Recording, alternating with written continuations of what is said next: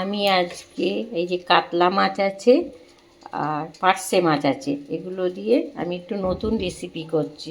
তার জন্য লাগছে আর কালো জিরে আর কারি পাতা আর একটু চিনি সামান্য দেব, আর একটু হলুদ আর লঙ্কার গুঁড়ো, এটা কাশ্মীর লঙ্কার গুঁড়ো, এটা সামান্য দেব।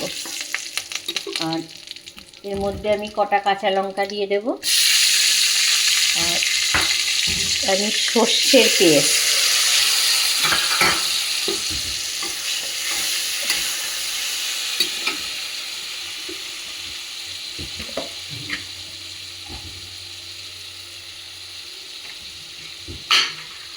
একটু নুন দিয়ে দিলাম।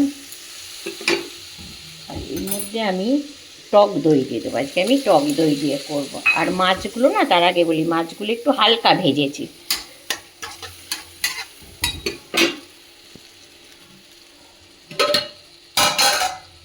এটা কষে দিলে আমি একটু তেল বেরিয়ে গেলে আর একটু জল দিয়ে দেব।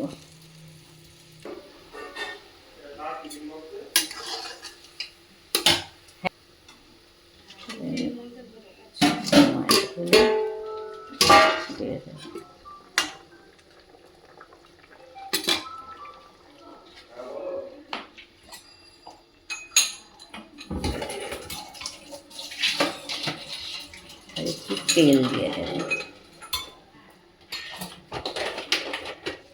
অল্প ধনে পাতা এখন দেবো, আবার পরে দিয়ে একটু চাপা দিয়ে দেবো।